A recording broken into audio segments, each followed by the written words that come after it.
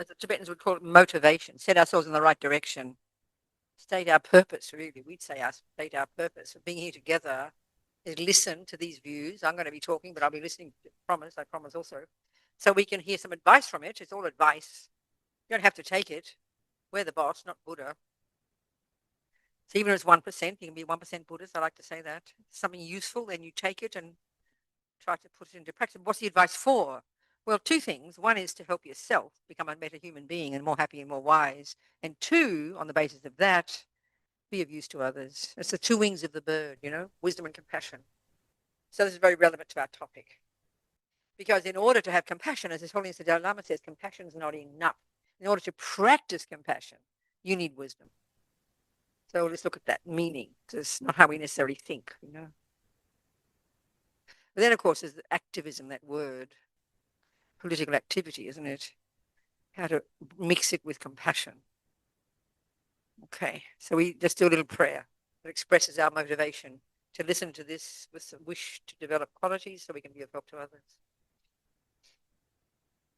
Sangye charang soke chognam la jangchu baru dagni kyap suchi dagi chernyen gipe sonam ki drola penche sangye drupashok Sangye charang soke chognam la jangchu baru dagni kyap suchi dagi chernyen gipe sonam ki drola penche sangye drupashok Sangye charang soke chognam la jangchu baru dagni kyap suchi Dagi chernyen gipe sonam ki drola penche sangye drupashok. Okay. So you could really argue that compassion is the point, the bottom line. You're this Buddha, the bodhisattva path, Buddha, but your actual perspective is the ability of others in whatever needs to be done. It is a driven by compassion.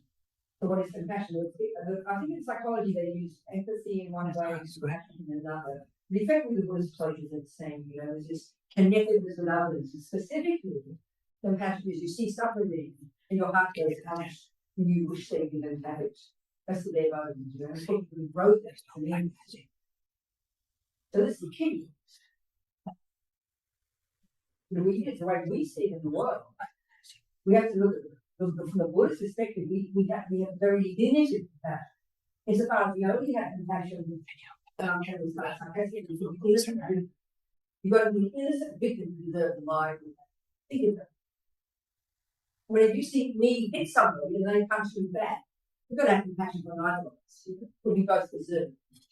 So the only reason we have compassion is the little dog, the child, the poor person, the sick person, who seems to be sort of a recipient of some unfair action, That's okay. That's something to what about everybody else?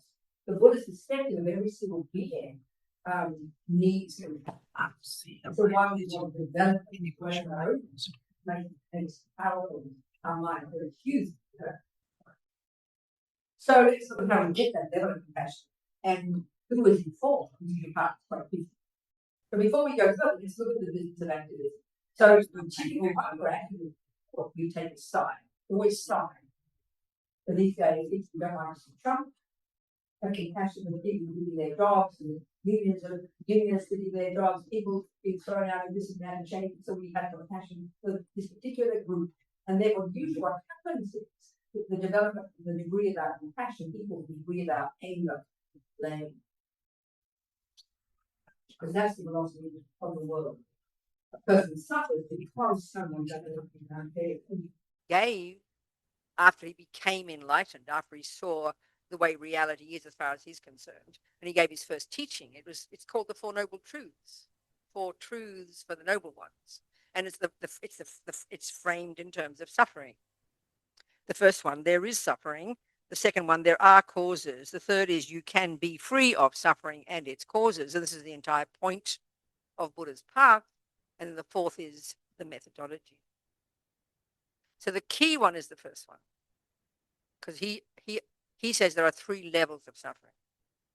This is not that easy for us, but we can certainly look at them. The first two at least. Well, the first one is he calls it the suffering of suffering, which is the regular one that we understand. The poor people, the sick people, the people that are suffering in war, being harmed by others. That suffering is evident, and we look into our own lives. It's pretty clear. It's when it's when the bad things happen. You hurt your knee, your husband leaves you, you lose your job. We call those suffering. Straightforward experience of pain in the body, that's suffering. And we all know we don't want that. And then we look at the world and we know they don't want that either. And that's the only one we identify. Now, the second one, he calls it the suffering of change. The third one's called all pervasive suffering. Forget about that one altogether, okay? It's a very much a vaster view. We won't even go there. But let's see if we can get our head around the second one, because this is very powerful. So the suffering of change, shockingly, is what we refer to as happiness. So basically, Buddha's view is when the bad things happen, that's what he calls the suffering of suffering, and we agree with that. That's suffering. The second level of suffering, a subtler level, a more nuanced level of suffering, we call happiness. In other words, the first lot is when the bad things happen, and the second lot is when the good things happen. So, of course, when the good things happen, that's what we call happiness. When the bad things happen, that's what we call suffering. Well, he calls the second one a subtler level of suffering. So let's see if we can understand. And it's to do with the mind. Broadly speaking, it's to do with the mind. Specifically to do with attachment. And that means we have to get to understand the view of karma. This is fundamental to Buddhism. Such that everything we think and do and say programs us. Everything we think and do and say now sows seeds in our mind that produces our own future. That's a crucial piece to think about, which we tend not to think about.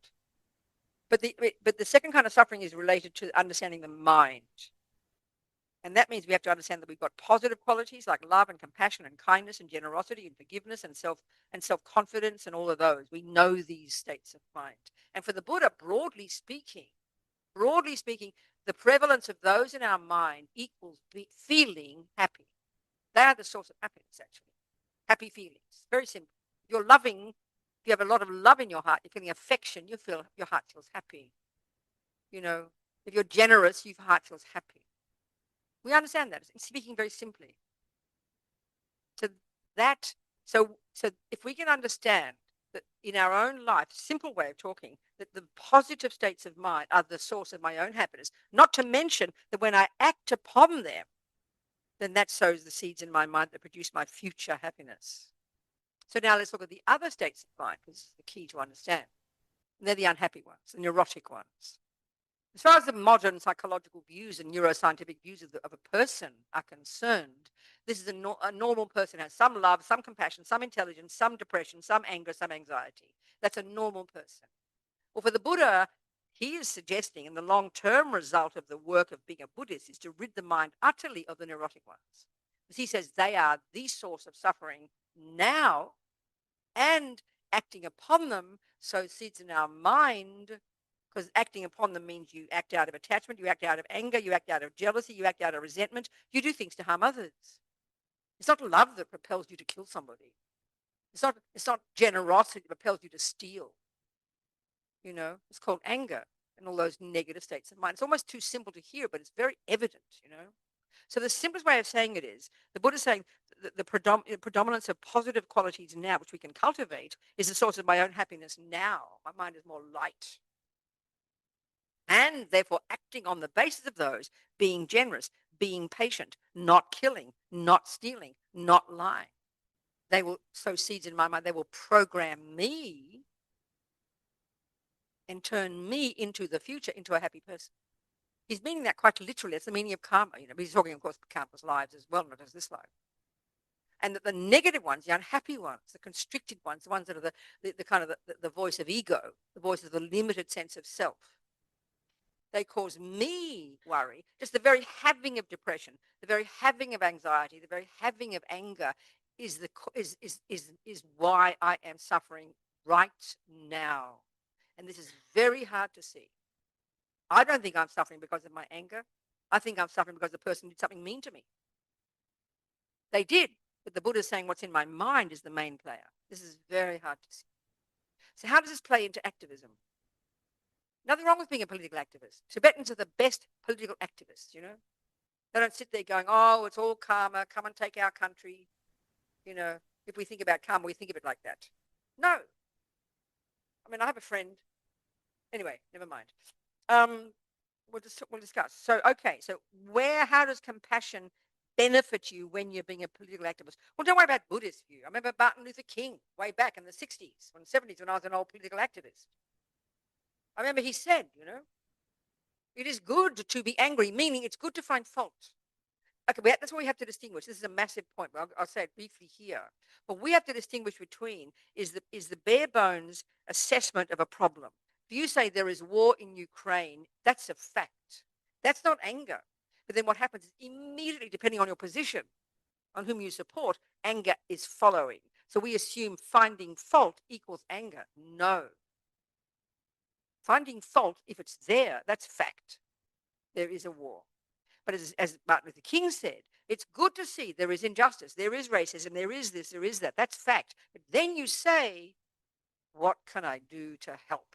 Now that's compassion. That's perfect. But the thing is here, adding on to Martin Luther King, and I'm sure he meant this, but this is the Buddhist view. And this is much harder to see.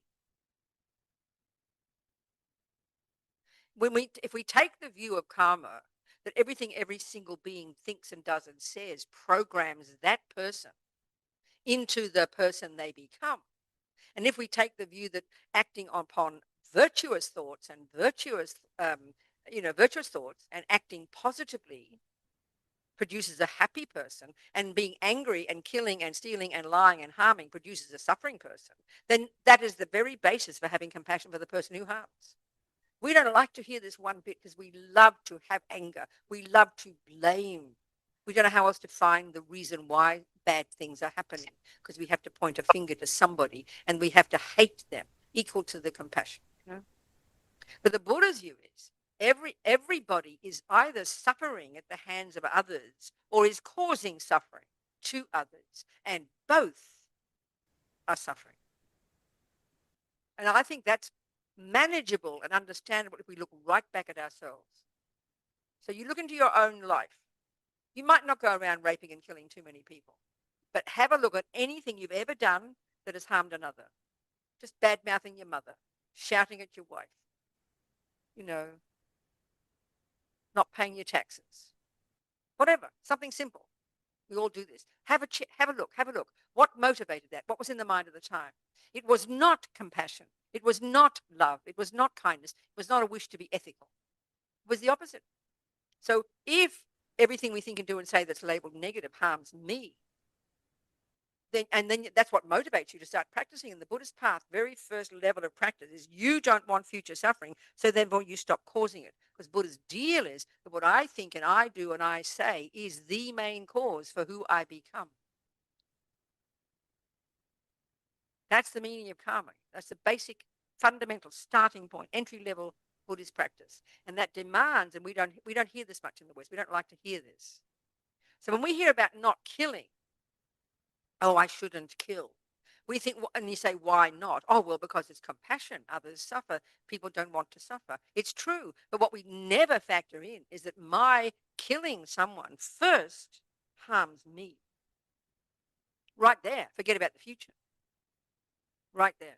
So when you know that for yourself, you know that your anxiety and your anger and your depression and your jealousy and your low self-esteem and your arrogance are what harm you now, and therefore what motivate you to do things to harm others. Now you have a basis for having, if you like, compassion for yourself and you want to stop, and that gives you a basis for having compassion for the harmers.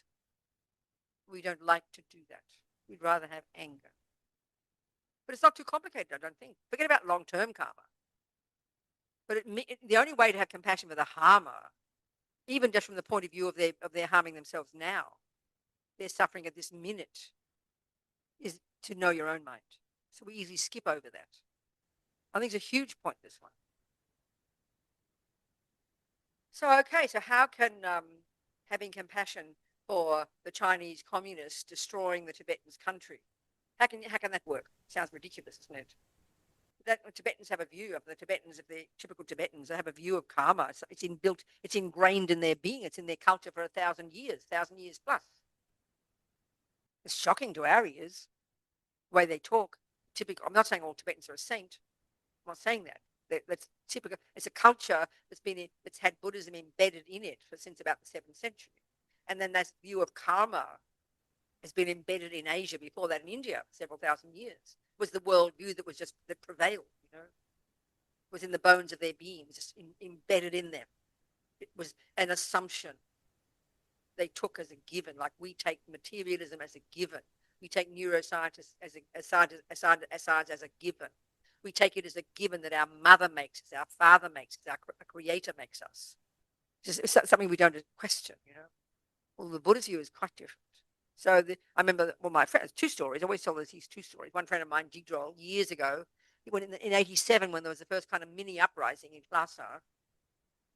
It was all the monks and nuns, all the radical monks and nuns who were the ones who were doing the uprising, getting arrested, getting tortured, getting killed. So my friend Jigdrol was involved in that. He was like 13 or 17 or something, I can't remember. And he got arrested. He got tortured, he got then released, and then he's demonstrating again. His friend had his hand blown off. He thought he'd better escape, so he escaped, and he was on lists and things. So his father was murdered, brother was murdered, and he was telling me about it, and there were tears, in his eyes. And I said, Jigdrol, do you ever get angry? And he laughed very casually. He said, "Laugh, Rebecca, what for? Don't be silly. It's our own fault," he said.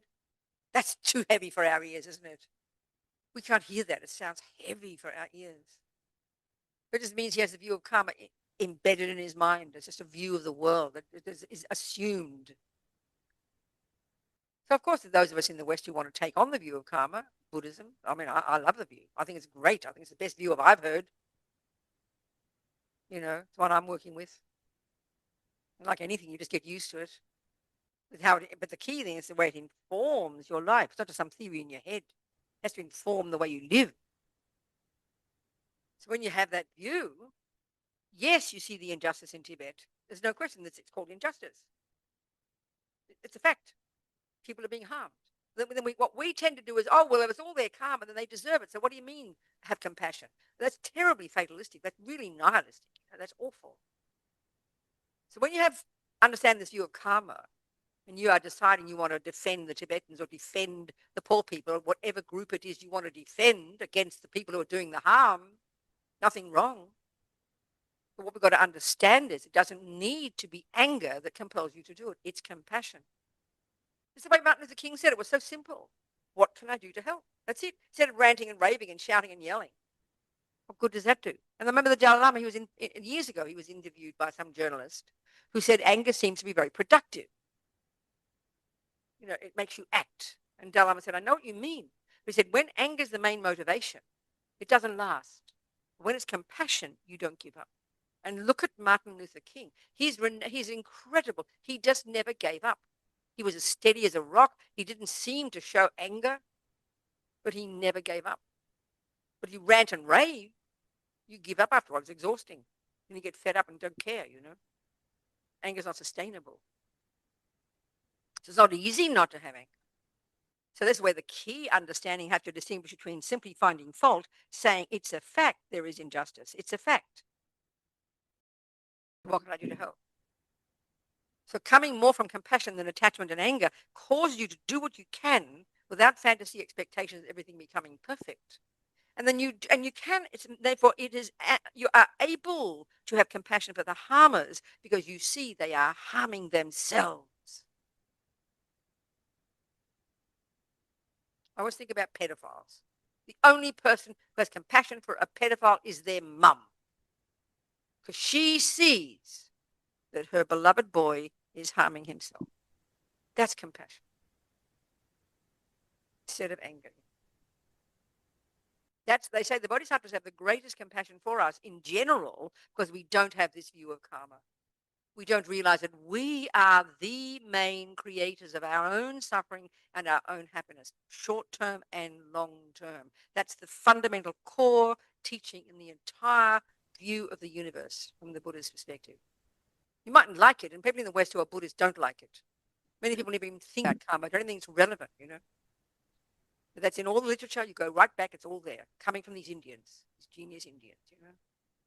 And it's the basis of having compassion, both for yourself and others. Because what we think and do and say produces the person we become. What we think and do and say is the main cause of my happiness and my suffering now and in the future. So now you have to ask me some questions. Okay? Let it go where now take it where it has to go. Ask me some questions. Yes, sweetheart. Karma Oh, I see. Okay. and suffering and karma and compassion. Okay. So you mean you don't know how karma works? I guess that's true. Okay, good. Let's talk about it. Because it's very, I mean, it's something that, yeah, I mean, it's very shocking. As a generally speaking, quite a shocking philosophical view if we look at it, the materialist view that we have in the West. Okay, I mean, no, let's forget about karma. Let's just.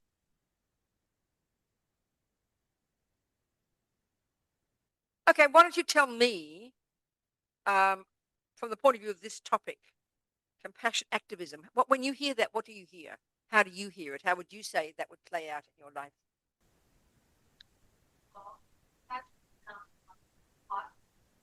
Yep. Okay. For compassion for whom? That's the point, I suppose, isn't it? Compassion for the people who are suffering. How would you say?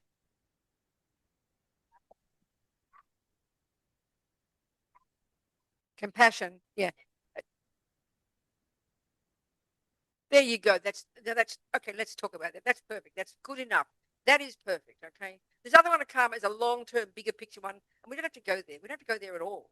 This is already incredible. It's already incredible. This is really, really true. I think this is. Thank you very much. It's a really good point. It's a really good point because what happens often, we're motivated by distress and despair and anger, aren't we? When it comes to political activity, I think it's a really good point. You know, such a nice way you said that. Thank you so much. It gives purpose to life, doesn't it? I mean, I think that's also something I think that when we see the terrible suffering of the world, and you can't go to Ukraine and stop the war tomorrow, you can't go to Gaza and bring up all the people and make them alive again and fix everything and make the Israelis and the Palestinians love each other. And it's unbearable. Every time we read the news, it's like unbearable.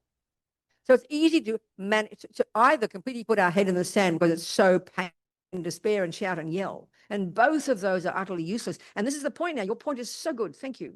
But from one's own perspective, if we can go to Gaza tomorrow, this is the point. If we can go, I will pay your fare, I promise, and do something. But we mostly know we can't. Things are so unbearable some places. So then I think there's another point now. What can I do then? So there's no benefit in despairing. Because we know if we look into history, nothing's new. We always think, oh, the world's getting worse. I'm sorry, it might be, but it's not. Nothing's new. We're seeing there's always people harming each other, always suffering, always poverty, always war. Whatever your analysis of why, that's another discussion. Here we're looking at the Buddhist one, but never mind. But I feel if we can't go to Gaza, you can't go to Ukraine, you can't make all the poor people rich, you can't stop the mean people. But we can do something right here, right now. And if we can be content with that I think gives us courage, you know. I remember one time when I was running a non-profit to help people in prison, there was a little conference in DC, a half a day, and it was run by a bunch of different religious people who were fed up with the fundamentalist Christians running kind of dominating the voice, you know, in this country. And there were these really 20, 30 groups, little groups of little people, some Muslim, some Christian, some Buddhist, some this, some that. They're particularly religious. They were religious. But these good little groups of people all doing some little thing to help. And I think that's incredible because we've got the big picture and we've got individuals, like your point is so powerful. And we can be driven by compassion to want to be of benefit to others. Then this has an incredible ripple effect and it makes life worthwhile. You help the dog next door, you help the ant, you help your next door neighbor, you help your mother, because that then gives us some courage, you know, and opens our heart. We can't make everything go away. We can't make all the pain go away, but we can do something, you know. Do you agree with that? I think your point is so good. Thank you so much for saying it that way. Forget karma, okay? Don't worry about karma. Thank you. That was so helpful. Because you got the big picture, all the world and the suffering, and then you got yourself. And there's no advantage in being despairing. There's no advantage to oneself to be despairing and depressed and anxious or angry. It just causes you suffering in your family and the people around you. It's just ripples. It's awful. So we have to find some way. And as you just said, it gives purpose. That's brilliant. Thank you. I won't forget that. It gives purpose for oneself. And then whoever you affect, you can affect people around you, you know. And that also means we've got to be a bit humble and know the world is still a suffering place. So let's look, though. This is an interesting point. Let's look at the Buddhist view of why we suffer so terribly when we see suffering out there, why we do despair, why we do get angry easily and despair or get depressed. And this gets us to this fundamental Buddhist view about the way the mind works, you know. As I said before, it's almost seemingly simple. We've got these unhappy, neurotic kind of the voices of ego, and they cause us to be constricted, narrow, unhappy, dissatisfied. And the main energy of those is called attachment. And attachment is this multifaceted state of mind that is dissatisfaction, never satisfied. No matter what happens, it's not enough. No matter what I do, it's not enough. No matter what I achieve, it's never enough. It's always dissatisfaction. And this drives so much of our suffering, you know. And the response of that attachment often is anger or depression and despair if it's internalized, you know. So by having this view of having some compassion, having empathy, wanting to help others, even just helping a little bit here and there, it lifts you. And then if you lessen this neediness for the world to be a lovely place, because you can't, attachment, you see, is this junkie that only wants everything to be lovely. It can't cope with suffering. But if you have less attachment, you're more realistic. And you recognize suffering is the way the world is, and you have whatever analysis you have, it's up to you to decide your own analysis. I mean, I've got the Buddhist one. It's up to you, you know. Then you're more realistic and you do what you can and you be content with that. And you do what you can. That grows you and you help others. Now, on the big picture, if you can be like Mother Teresa, or if you can go like, I mean, some people do tremendously powerful things just being one person, you know, you can do so much. Some people can do so much to help, you know, but you do your own thing, one little thing, which is good for you and therefore good for others. Because even, as I said, you know, if you can help one dog, you feel better. You can't go to Gaza, but you can help one dog, one person. That's very powerful. It's humble, you know, but it's very powerful. Yes. I'm wondering if there are any Buddhist practices that help to cultivate compassion towards people who cause harm. Do the harmers, that's right, exactly. Well, that's the thing that I was doing before, giving the analysis of giving the basis for why you'd have compassion. So have you got anybody you're very close to who is angry and upset all the time? And can you see that they're harming themselves? There you go. That's the answer. That's the answer, darling. That's the answer. Right there.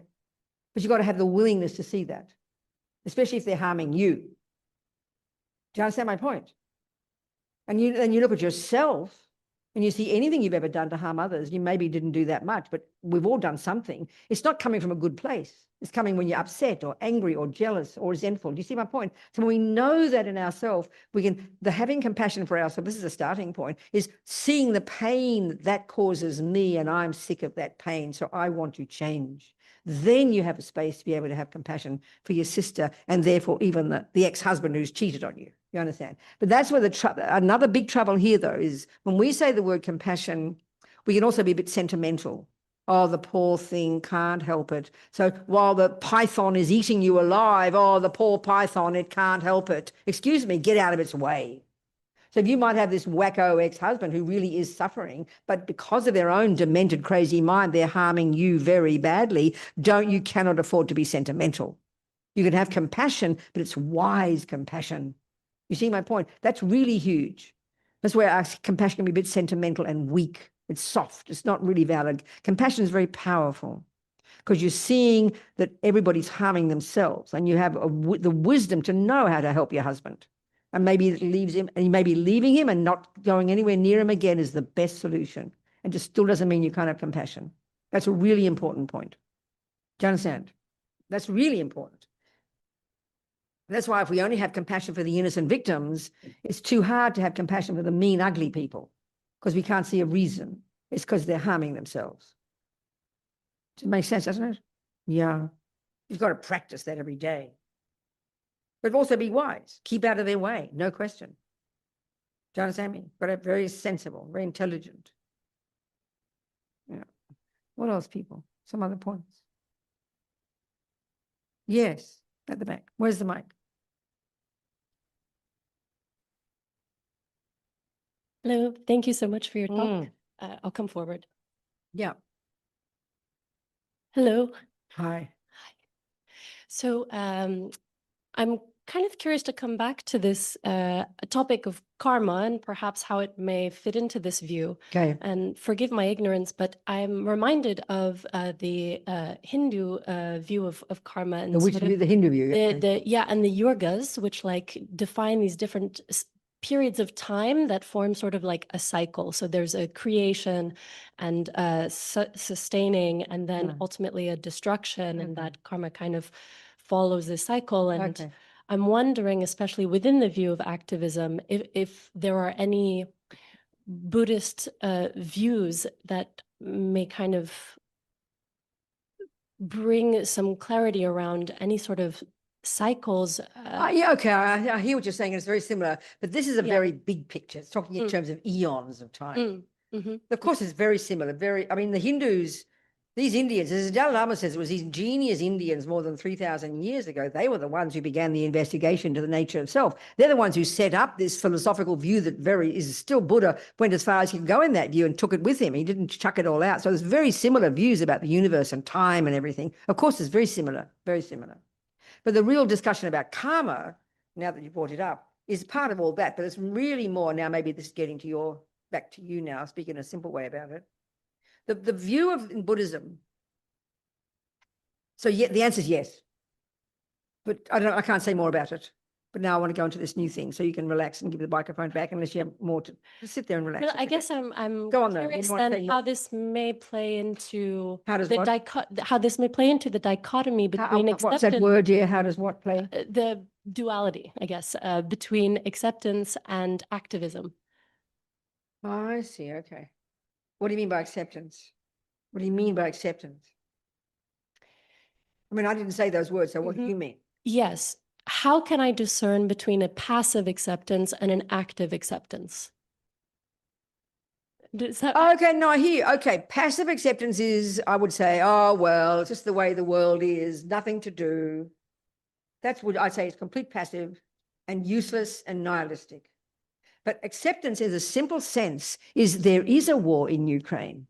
There are poor people. There are people being murdered in Gaza. Let's say that's acceptance. That's a fact. But anger is ranting and raving, saying it shouldn't be like this. And why is it like this? And how dare it be this way? And if only it's not this way, it's all if and but and should. That's all meaningless. It is this way. That's acceptance. It's a reality. Then the next question is, as Martin Luther King said, what can I do to help? Can you hear that? Mhm. Is that what you mean by acceptance? What do you mean by acceptance? I mean, you use the word. It's a great question. Yeah. What?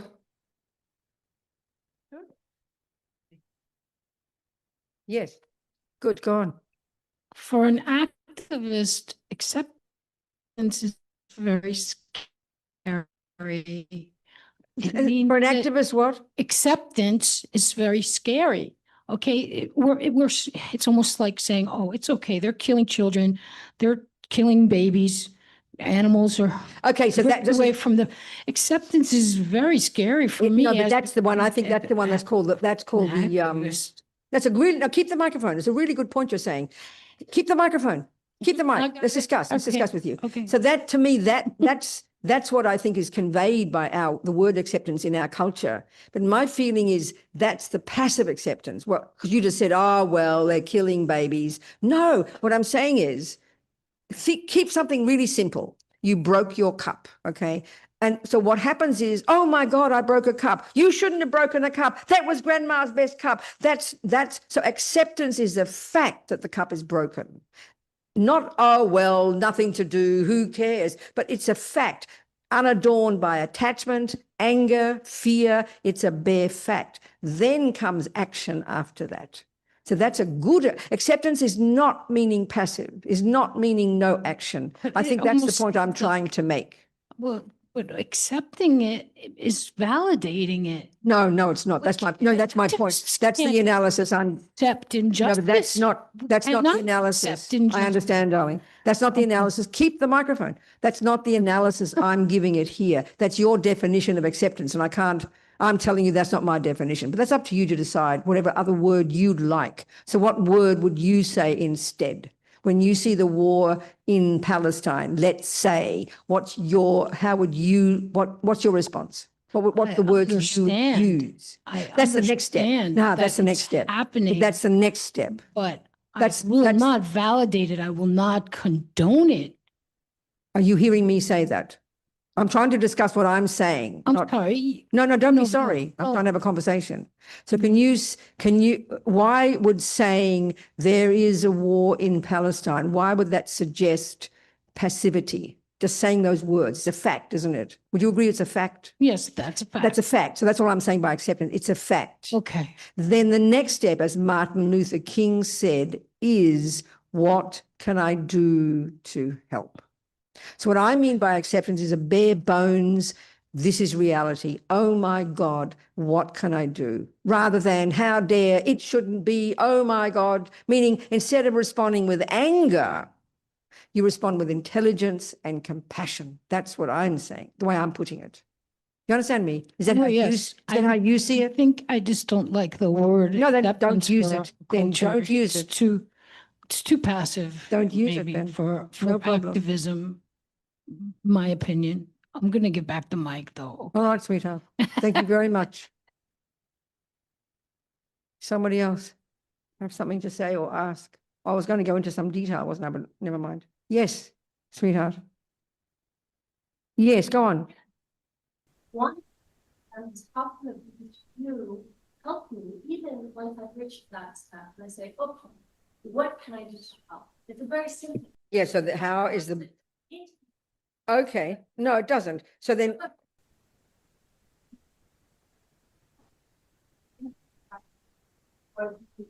And that's what I was looking at the purpose for, because there's this sort of guideline things must create. There's time, you must expand, and then there's destroy and create again. And there's this, in the Western world, there's a saying that I rather like. It's something along the lines of hard times create for strong men before each. Sure, I understand your point. I understand, yeah. I understand you. I understand. So that's, okay, so the thing is that people on Zoom didn't hear that because that's why they need the mic, you see. They didn't hear you. So it's never mind now, it doesn't matter. So, okay. Well, when you say the Buddhist view help you, you've got to know which part of the Buddhist view you're talking about, you know. So this is why, okay, the general idea in the Buddhist view, which is based in the view of karma, which I haven't gone into, is that everybody's suffering. Okay, I have to talk about karma then. I want to give the simple view of karma, the Buddhist view, which is absolutely integrated into the entire Buddhist view of the universe. So if you've got the materialist view, which is a scientific view, which says we are only material, and we track ourselves back to mummy, daddy, grandma, grandpa, and back to the monkeys and all that, don't we? That's the view. That's one philosophical view of the world. And the scientific view, the neuroscientific view, the psychological views of the world in general, in the modern world, are rooted in that view of the world. The Christian view, for example, is that you track yourself back to God, a creator who runs the universe. You know, that's a whole other view. Well, the Buddhist view is we don't need a creator. And on the other hand, our mother and father didn't create us either. The Buddhist view is that there are trillions upon trillions of consciousnesses, of minds. Mind and consciousness in Buddhism are synonymous. And this consciousness of ours, these thoughts, feelings, emotions, unconscious, subconscious, instinct, intuition, this entire spectrum of my inner being is one thing about me, and my physicality is another, and they work hand in hand. So the consciousness, from the Buddhist perspective, if we track back, where do I come from? The Christian one, you track back to God. The materialist one, you track back to grandma, grandpa, and the genes, and so on and so forth. The Buddhist one is if you track your consciousness back as like an unbroken chain of mental moments, you're going to track yourself back inexorably to the first second of conception in your mother's womb. We understand that. So this is where the business of so-called reincarnation and karma, which is rooted in the whole Buddhist view of the universe, which comes from the Hindu view. But you know yourself at the time of conception, it was the egg came from mummy's body and the sperm came from daddy's body. But if you've got a consciousness or a mind which isn't physical and is not called a soul, there's no equivalent in Buddhism. It's your mind or your consciousness, which has got subtler levels and grosser levels. So at the second of conception, the second before conception, we know the egg was in mother's body, the sperm was in father's body. Well, where was your consciousness? Well, you track it back to a moment before that. It's its own continuity of unbroken. It's an unbroken chain of mental moments. So the previous moment before that was the continuity of mind, clearly a more subtle level, and you track it back a few weeks, it was in a previous body, and a few weeks before that in a previous body. This is, simply speaking, the fundamental view in the entire, that came from the Hindu view and the Buddhist view of the universe. This is the observation of the Buddha. It's not made up by somebody. It's not coming from a creator. We're not the source of some creator. There's no concept of creator in Buddhism. So the perspective, therefore, is if your mind is yours, and then the second point is that every millisecond of what you think and do and say is the very process that produces you second by second by second. The main player in the person I am now and who I will be in the future is my mind, and therefore my actions on the basis of my mind. That we are our own, Dalai Lama would say karma is like self-creation. So one of the views that's implied by this is there's no concept of punishment and reward. There's no punisher, there's no rewarder. You are the fruit of what you have done, good and bad. So then there's enormous accountability comes from that. And then on the basis of this, realizing that we create our own suffering. So when I see a person harming others, my heart will break for them because they're harming themselves and creating unbearable future suffering. That is the basis of real, powerful compassion, as well as compassion for my family and my sisters and my country people. Do you understand? That's the Buddhist answer. Okay. That's, roughly speaking, the Buddhist view. That lady who asked me, what was your name? May I know your name? Your wonderful point about compassion, that lady. Yes. Susan, that's a quick thing on karma, okay? That's the Buddhist view.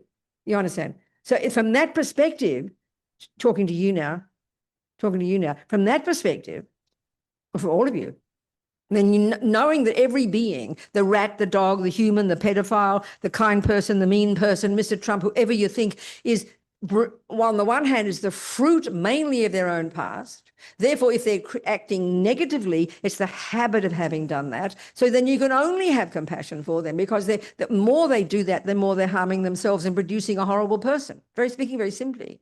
And therefore, coming from compassion, it can be for everybody, but it's not a sentimental thing, and it's not only for victims. But the only way you're going to have compassion is by first having it for yourself. There's two wings of the bird, the wisdom wing and the compassion wing. And as the Dalai Lama says, compassion is the point, but it's not enough.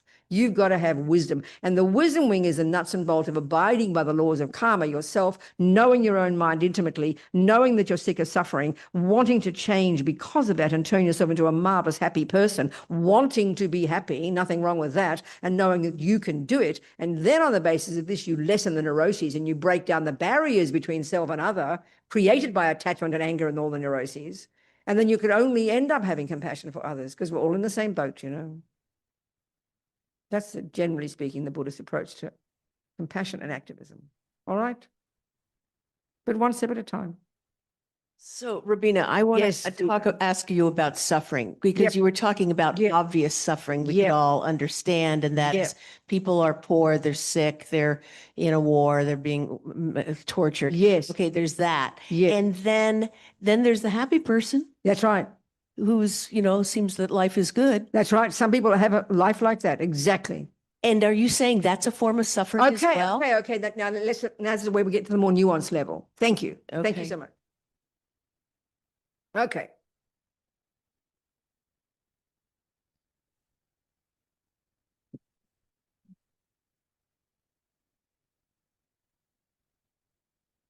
The reference point, the only way to really see it properly is the bigger picture reference point. The Buddha's view is that he has found from his own experience that we can rid the mind utterly of all the neuroses. That's what nirvana means. It's not some place like heaven. It's the inner job of unpacking and unraveling your mind to the subtlest degree, seeing and recognizing these neuroses, which are all these conceptual stories in our head and the bones of our being, we're able to unpack and unravel them and rid our mind of them utterly. And why would we want to? Because they're the cause of suffering. So now the subtler one is called attachment.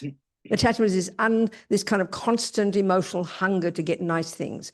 Acting on the basis of goodness, we will get nice things. But what happens is we become attached to them. So the suffering of losing nice things is almost worse than having the suffering.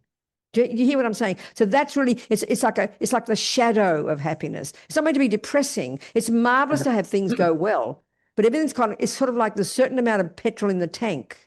And when the virtuous karma runs out, the happiness will stop. You get old, the husband dies, the husband leaves you, you get sick, the money leaves, you lose the job. It's not being depressing, it's reality. So if we're caught up in the bubble of the happiness, which if we're caught up in that bubble and cling to it as permanent, then the suffering when it changes, which it will because it's just the nature of life, will be unbearable. Do you see, that's really the view. So when we have happiness, realizing it's the fruit of my virtue, delighting in my virtue, wanting to keep creating more happiness and enjoying every second of it and having compassion and wanting to help others get it. And then when it changes, because you're not living in a fantasy world, you won't go crazy. You'll be able to ride the tide of life. You see, it's a more nuanced level of suffering. We all understand it.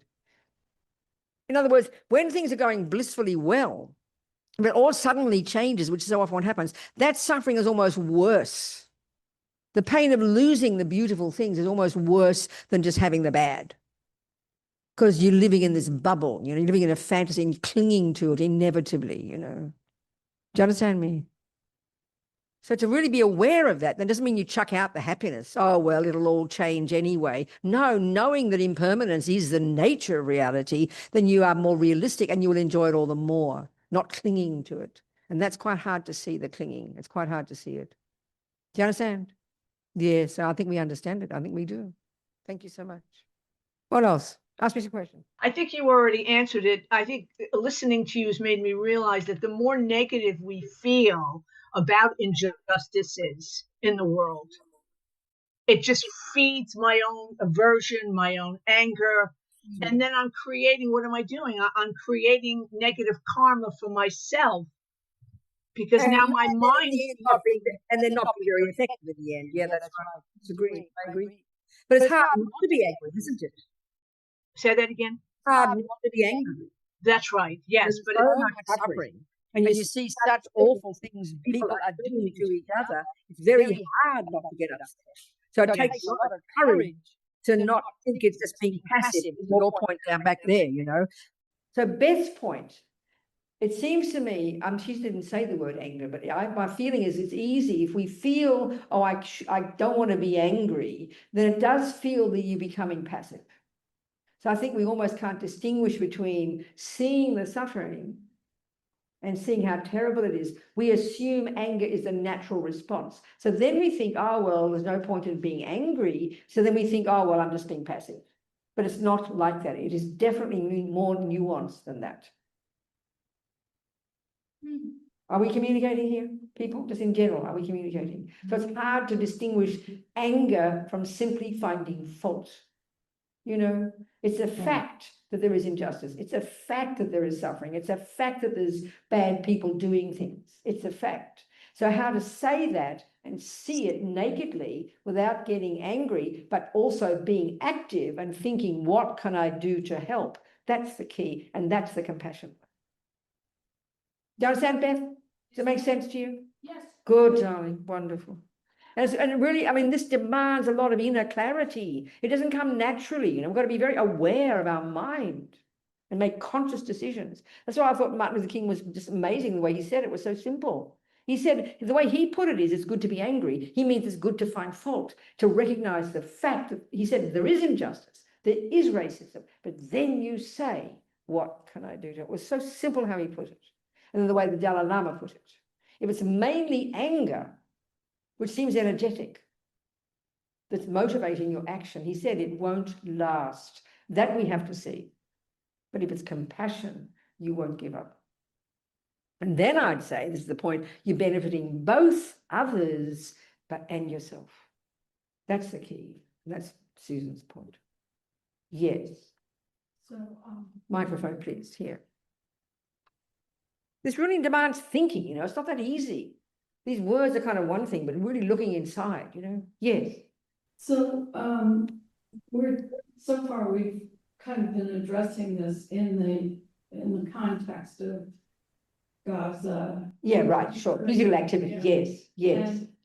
And I think about a situation in my life where I've come to the conclusion, what little wisdom I have, that I can actually do nothing. And I'll kind of give you the outline of my son is so angry at his ex-partner. Yeah. I mean, so Yes. angry Yes. that he won't see their child. I understand. He can't bring himself Sure. to see his daughter. Unbearable, yes. I have a relationship with her. Yes. But, you know, trying to talk to him Yes. about it That's it. just is incendiary. Yes. It's like I hear it. napalm. No, I hear You it. know. I really hear your point. And so yeah. I mean, I've said to him, what I say to him every time it comes up is just that being angry is like eating poison and expecting somebody else to die. Yes. And he just doesn't, Yeah, that's you right. know. That's it. And so my conclusion is I can do nothing. I understand. And that's the wisdom, but it hurts, Yes. you know. It hurts that- unbearably. To see your son so suffering, it must be unbearable. It's- Yes. It's really unbearable. That's I it. do see that he's suffering, Yes, exactly. but That's right. So then really, I suppose for you, I suppose the only way what you're effectively saying is you can't do anything directly to help, but all you can do is love him, and maybe stop giving him advice. Just love I him. have stopped giving. That's him it, yeah. Advice. Because he can't hear it. That's the thing. That's where it's so, you know, one is compassion, but then compassion isn't the way. The compassion is having your heart that sees his suffering, but compassion doesn't enable you to help him. It's wisdom that enables you to help him. So even though you're right, I understand your point. There's nothing overtly you can do except love him for who he is and let him see that. And maybe one day his heart will open. Isn't it? For your own sake, you have no choice. I think the other, you know, difficult Yeah. moment is Yeah. when I've spent time with his daughter and Yes. I can't tell him about it. And what? I can't tell him. No, about that's it. it, exactly. I Donna. can say, oh, I saw. I know, you sweetheart, it saw must be so difficult. Yeah. I can only imagine. I understand. But that saying about anger being a pill that you take, that you think is gonna kill somebody else. Say that again, that last part. The saying about anger being a poison you take, thinking it will kill somebody. Yeah, that's right. else. Yes, that's right. Yeah, that helps me. Helps you to me. Yes, I hear it. myself Yes, that. yeah. But that's where it really is tremendously hard when he's caught up in that amount of hurt. He literally can't see he's causing himself suffering. And that's the trouble, isn't it? That's the tragedy, isn't it? Because he's so convinced that she's causing it.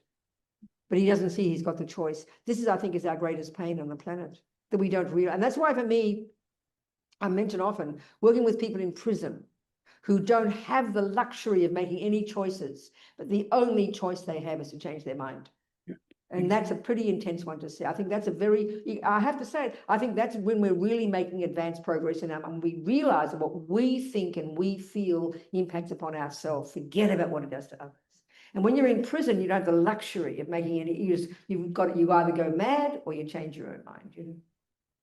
That's very hard to come to. Most people I know in prison who are suffering, wrongly sentenced and those kind of things, it's almost impossible to be able to see that you can learn to be a happy person.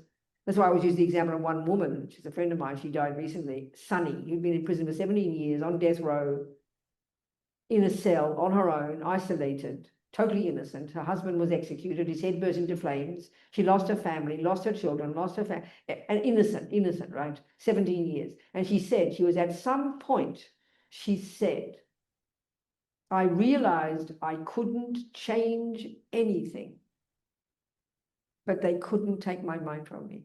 So she literally found her own, she had no particular religion, she had no particular view of karma or anything. She learned yoga and she was in her own cell, and she learned literally to unpack and unravel her emotions and realize she could change, could give up the anger, give up the rage, give up the despair, slowly, slowly, slowly, you know. And she succeeded. It was incredible. And she got freedom eventually.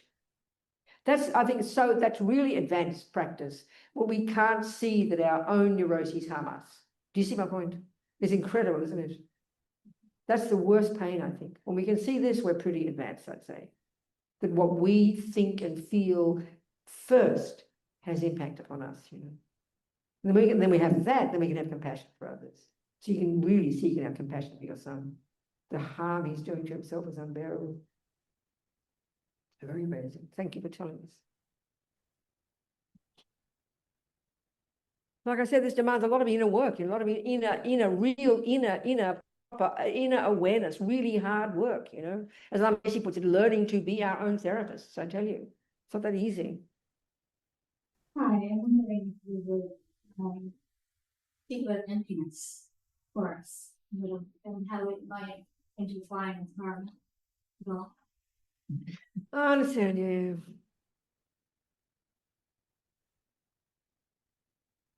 Okay, all of these teachings in Buddhism lead to the most advanced, the most, you know, subtle, sophisticated, whatever way you want to talk it, way of talking about how things exist. And it sounds very esoteric to us. So what the Buddha is saying is, in general, these unhappy states of mind, attachment and anger and jealousy and low self-esteem and resentment, and we know them all so intimately. We don't have to give them all fancy Greek names like we do in modern psychology, you know. We know these intimately. He is saying, he's identified that these are the source of our pain. So one of the characteristics they all have, and we see this with your son as a perfect example, is when we are caught up in one of those states of mind, so maybe use your son as an example, because we're all the same. He's full of anger and rage, hurt, resentment, bitterness, whatever words you like.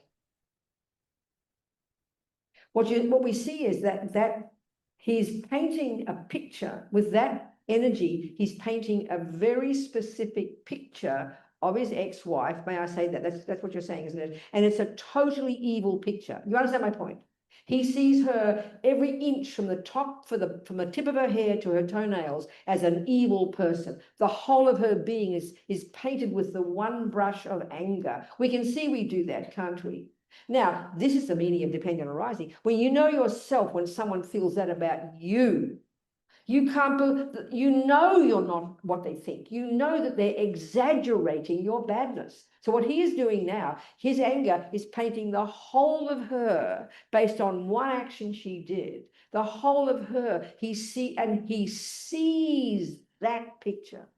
And it's an absolute picture set in stone. Well, all Buddha's saying is things are more subtle than that. She's got other qualities. So if you look into your own life, one of the really powerful ways to change the view you have of a person. I was talking to a friend of mine recently who's mad at his wife, right?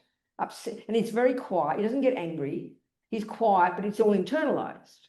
So he's kind of annoyed. She doesn't do this for him and doesn't do that for him, but it's all suppressed. And he came out and he realized he's got this anger towards her. So he's painting a certain picture of her. So he's resentful of her. I said, I mean, it's not that paint, but it's not that bad, but he can see it. And I said, well, how about painting a new picture of her? She's not just that. She's got other qualities. So try and make a list of all the things that she's done for you that are good. And it was almost so simple, and it was completely mind-blowing for him. Do you see what I'm saying? That's really putting emphasis into reality, darling. The delusions they're concrete, fixed, and they exaggerate. You know, they exaggerate. So when we're more in touch with reality, things are more nuanced, more subtle, more dependent arising, more changing moment by moment, and there's more to it than just that. And that's the key function of these crazy states of mind. They paint a solid picture, and that's the tragedy, is that's the picture that appears, as Lama Zopa says, that picture appears back to us, as if it's got nothing to do with me. Your son does not think he's creating an evil picture there. He thinks he's seeing reality. This is the tragedy. This is the tragedy. This is putting dependent rising into practice, honey. Do you understand me? So, oh, another friend of mine, very commonly we hate our mums, you know, we love to hate our mothers. Of course, in the West, you've got to blame your mother because she made you, you know. Isn't it? You come from your mum and the mum always gets the blame. I don't know about the father, but the mother seems to get the blame. So you just have to, you know, a friend of mine recently too, a Buddhist, she always hated her mother for years and years. Her mum was neurotic. Yeah, you can be neurotic. Join the universe, folks. But somehow we're so shocked that our mother should be neurotic. I mean, we think that our mother should be a bloody saint. I don't know why, because they're my mother, you know. You might have a neurotic mother, I agree. Meanwhile, she's done some good things for you. So paint the new picture. So she started to paint this new picture. She went home and she took care of her, and look at why she died of cancer. And now she adores her mother because she painted a new picture. This shows the power of the mind, I tell you. Do you understand? Things don't have a character. The key thing, the way Buddha says, why these unhappy states of mind causes pain is because they do this, they exaggerate, they distort. Now look at attachment. And this is one of the ways to answer the question to Susan. When wonderful things are happening, because we all have attachment, which is this attachment like this junkie in us that wants only the lovely things. So when it gets the lovely things, that is what we call happiness. And it's true, it is happiness. You are in love and your family is good and you have the money in the bank and the husband is kind. Wonderful. But because we have attachment, we exaggerate it and then think it's going to last forever. That's the suffering of it. That's exaggerated. It's not reality. So these neuroses are not in touch with reality. And they cause us pain because of that. Hard to see. It demands a lot of inner looking, you know, to unpack and unravel. And then the virtuous states of mind, they are in their character valid because they are sent.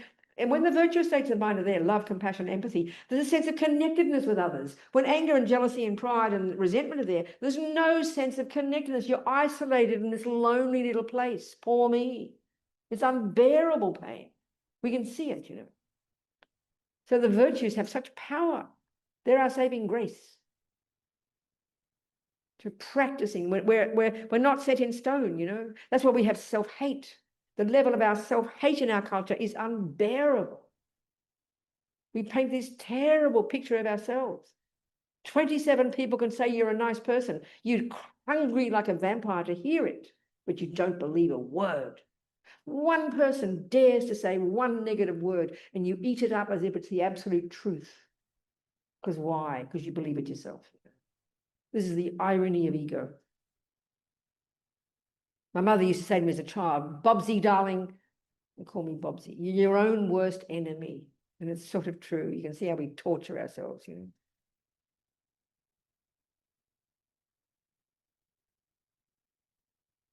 So first, develop the wisdom wing. Know your own mind. Understand yourself. Harness your energy. Work on your behavior. Become a marvelous human being. Buddha's got this phenomenal view about our potential, which is very encouraging to hear, you know, that our mind is not set in stone. We have this incredible potential to be less neurotic and more compassionate and more wise. It's not just you're stuck in a certain little groove. We have limitless potential and it's up to us to grow it, you know. And then on the basis of this, we can see it in others and help them.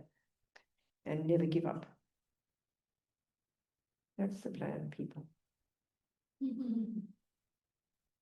So just contemplate how wonderful it would be if all sentient beings could abide in equanimity, free of attachment, anger, and ignorance. May they abide so. And in the courage of the bodhisattva, I will make this happen. Please bless me to be able to do this. How wonderful it would be if all sentient beings could be free of suffering and its causes. May they be free. I will make this happen. Please bless me to be able to do this.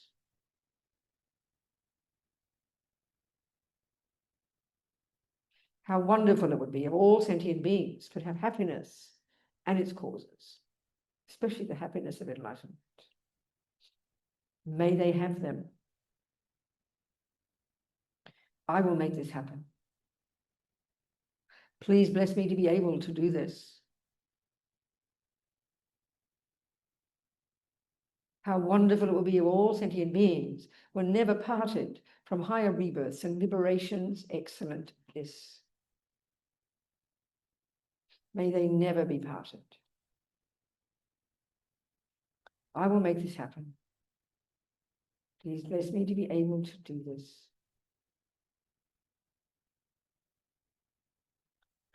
Changchub Semchog Rinpoche, Ma Kiepanam Kegyuchig, Kiepanyampa Mepayang, Gongne Gongdu Habashok.